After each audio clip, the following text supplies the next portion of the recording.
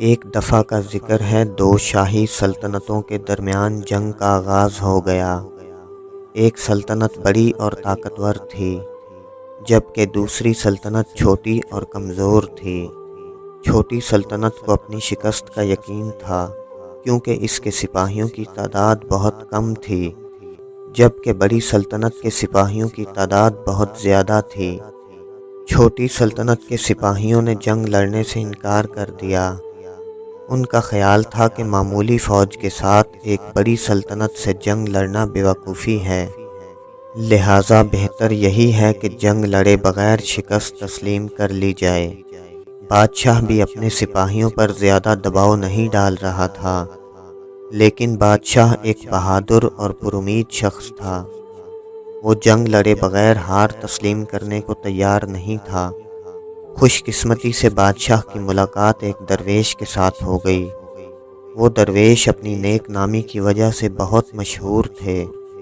بادشاہ نے تمام صورتحال درویش کو بتائی۔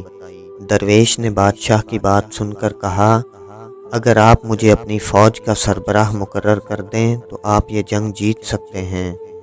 بادشاہ درویش کی بات سن کر حیران ہو گیا اور کہا، محترم، آپ ایک درویش ہیں اور جنگ لڑنے کا کوئی تجربہ نہیں رکھتے، تو پھر یہ کیسے ممکن ہے؟ درویش نے جواب دیا، بادشاہ سلامت، جیسا میں کہہ رہا ہوں آپ ویسا ہی کیجئے۔ بادشاہ کو درویش پر مکمل اعتماد تھا، لہٰذا اس نے درویش کو اپنی فوج کا سربراہ مقرر کر دیا۔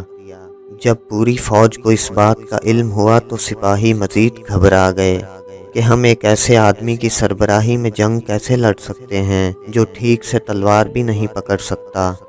لیکن درویش ایک نہایت عقل مند اور پراعتماد انسان تھا۔ بادشاہ کو بھی درویش کی بات پر مکمل یقین تھا۔ اب سپاہیوں کے پاس درویش کی سربراہی میں جنگ لڑنے کے سوا کوئی چارہ نہ تھا۔ بالآخر پوری فوج درویش کی سربراہی میں جنگ لڑنے کے لیے چل پڑی۔ راستے میں ایک جگہ پر مسجد دکھائی دی۔ درویش نے تمام سپاہیوں سے کہا، ہمیں اللہ تعالیٰ کے حضور اپنی کامیابی کے لیے دعا کر لینی چاہیے، اور یہ بھی معلوم کرنا چاہیے کہ اس جنگ میں اللہ کی مرضی کیا ہے، کیا ہم جنگ جیت سکتے ہیں یا نہیں۔ اگر اللہ کی مرضی ہوئی کہ ہم جنگ جیت جائیں گے تو ہم بغیر کسی خوف کے جنگ لڑنے کے لیے آگے بڑھیں گے، لیکن اگر اللہ کی مرضی اس کے برعکس ہوئی تو ہم واپس لوٹ جائیں گے۔ درویش نے دعا کے بعد تمام سپاہیوں کو ایک سکہ دکھا کر کہا، اس سکے کی ایک طرف فتح کا نشان بنا ہوا ہے اور دوسری طرف ہار کا نشان ہے۔ میں اسے ہوا میں اچھالتا ہوں، اللہ کی جو بھی مرضی ہوئی وہ ہمارے سامنے آ جائے گی۔ درویش نے سکہ ہوا میں اچھال دیا۔ تمام سپاہی نہایت اضطراب کی کیفیت میں سکے کو دیکھ رہے تھے۔ جب سکہ زمین پر گرا تو اس کے اوپر فتح کا نشان ظاہر ہو گیا۔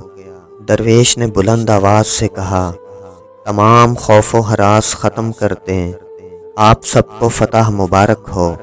تمام سپاہی نہایت پرجوش ہو گئے۔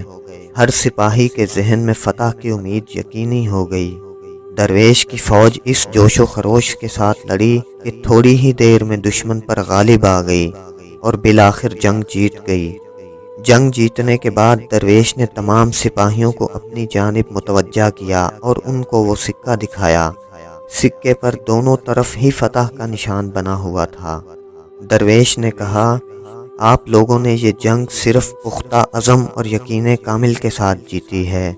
اگر آپ لوگوں کو اپنی فتح کا یقین نہ ہوتا تو آپ لوگ کبھی بھی اتنے جوش سے نہ لڑتے اور یہ جنگ ہار جاتے۔